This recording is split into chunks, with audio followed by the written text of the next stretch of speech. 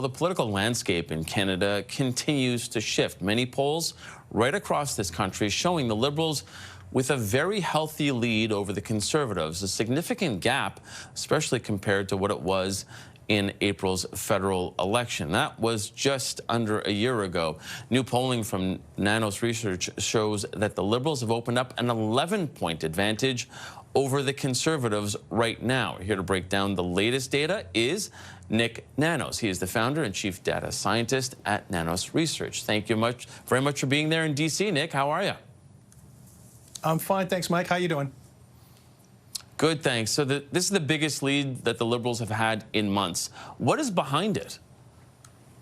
I think it's a combination of factors. And, you know, the thing is as you mentioned, it's been fairly a tight race until about 3 or 4 weeks ago. It was within the margin of error. But what we've seen is a combination of factors that have not helped Pierre Poilievre and the Conservatives. First of all, the third defection cannot be good news for Pierre Poilievre because that captures the attention of Canadians, and they're wondering what's going on with the Conservative caucus and what's going on with Pierre Poilievre's leadership, especially after he just came off a whopping win and a resounding kind of vote when it came to his party.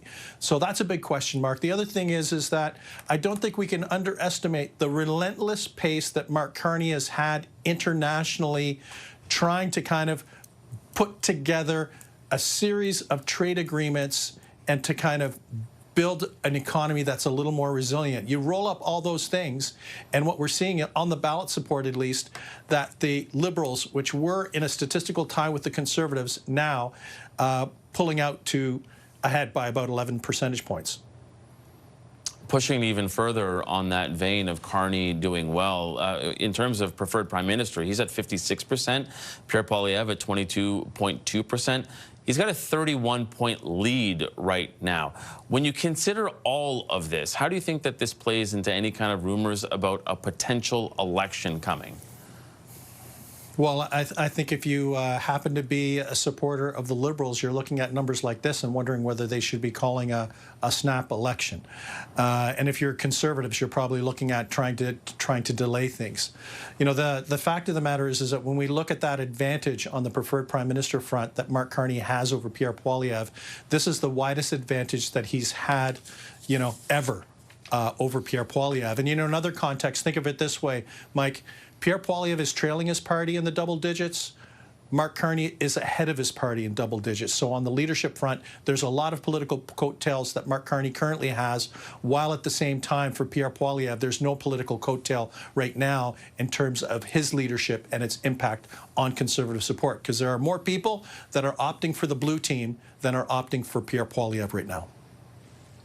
Okay, we have just about a minute left and maybe no general election coming up, but we do know that there will likely have to be some by-elections that the Prime Minister has to call in 3 ridings. How does this set up the Liberal for those votes?